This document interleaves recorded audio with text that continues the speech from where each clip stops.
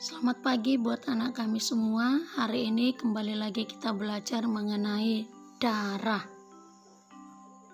Jadi topik kita kali ini lebih mengasihkan karena kejadian ini pasti akan selalu keluar ketika kulit kita terkena luka.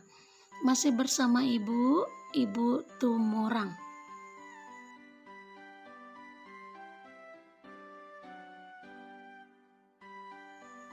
Baik, darah terdiri dari dua macam atau dua komponen. Yang pertama itu bagian cair, jumlahnya lebih besar sebanyak 55%, yaitu plasma darah. Adapun fungsinya, yang pertama untuk mengatur tekanan osmosis di dalam darah. Artinya untuk mengatur tekanan penyamaan kondisi tubuh. Kemudian yang kedua membawa zat makanan ke seluruh tubuh, apa-apa saja makanan, mulai dari nanti asam amino dan lain sebagainya. Kemudian mengangkut zat-zat metabolisme, di mana plasma darah terdiri dari satu yaitu fibrinogen. Fibrinogen berperan dalam hal pembekuan darah. Kemudian yang kedua ada serum ataupun cairan yang berperan membunuh benda asing yang masuk bersama darah. Kemudian yang kedua, komponen kedua yaitu bagian padat, jumlahnya lebih sedikit, yaitu sel-sel darah. Sel-sel darah terdiri atas 3.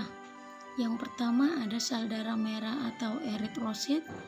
Kemudian yang kedua sel darah putih atau leukosit. Nah, yang ketiga ada keping darah ataupun trombosit. Mari kita lihat gambarnya. Seperti inilah kira-kira gambar dari komponen sel-sel darah. Kemudian kita lihat juga untuk perbedaannya. Kita masuk ke penjelasan satu persatu. Yang pertama sel darah merah ataupun eritrosit. Eritrosit ini mengandung hemoglobin atau istilahnya Hb yang berfungsi untuk mengangkut oksigen. Bentuknya pipi atau bisa kita bilangkan seperti cakram. Nanti dia seperti uang gepeng. Umurnya kurang lebih 120 hari atau kurang lebih 4 bulan.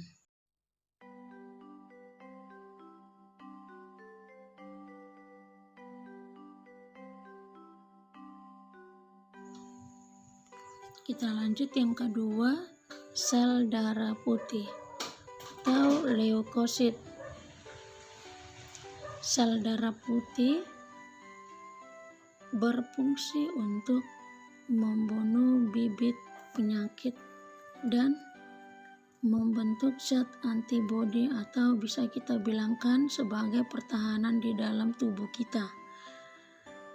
Leukosit berdasarkan ada tidaknya butiran terdiri atas 5 macam bentuk, yaitu monosit, limfosit, basofil, eosinofil, dan neutrofil. Kemudian yang ketiga yaitu keping darah ataupun trombosit. Trombosit berperan ataupun berfungsi untuk pembekuan darah. Jadi jika ada nanti terjadi luka, maka secara otomatis nanti luka itu akan tertutup. Tetapi itu biasanya terjadi pada luka ringan. Kalau sudah luka sedang sampai luka dalam tidak bekerja. Nah, kemudian prosesnya bagaimana? Untuk prosesnya bisa kita lihat dari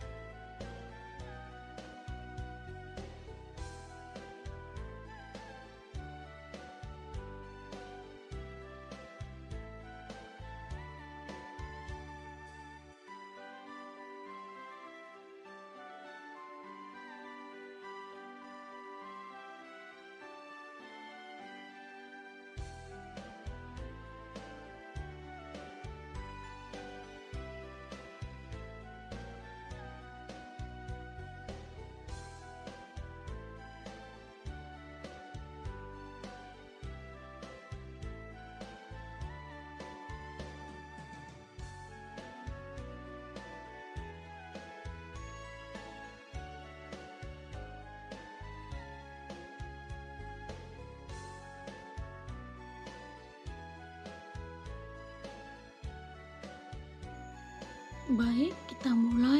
Di sini pada ujung ibu jari terjadi pelukaan sehingga keluarlah darah. Berarti bagaimana mekanisme pembekuan darahnya? Kita lihat di sini di dalam tubuh atau di dalam peredaran darah. Nah, darah-darah ini selalu beredar, mengalir. Nah, bisa kita lihat di sini ada berbagai macam bentuknya. Kalau dia bentuk gepeng berwarna merah, itu namanya sel darah merah.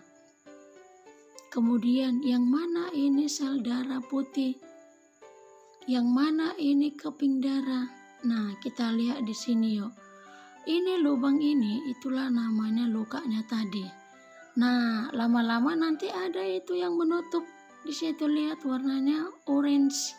Nah, orange tadi itu bagian dari siapa? Bagian dari keping darah. Inilah prosesnya di dalam. Jadi itu namanya siapa? Itu nanti namanya adalah si enzim trombokinase. Ujungnya nanti dia membentuk jala yang bernama fibrinogen. Kemudian nanti fibrinogen dengan bantu nanti ion kalsium dan vitamin K, maka nanti terbentuklah benang-benang halus yang bernama fibrin, sehingga darah tadi yang kita lihat keluar dari peredaran darah tadi tidak lagi keluar karena sudah ditutup. Seperti inilah proses pembekuan darah. Jadi selagi masih luka ringan, tidak perlu harus beli ini itu, cukup biarkan nanti darah itu sendiri yang akan menutup luka tadi. Sekian dulu pelajaran kita hari ini, semoga ada bermanfaat. Selamat pagi.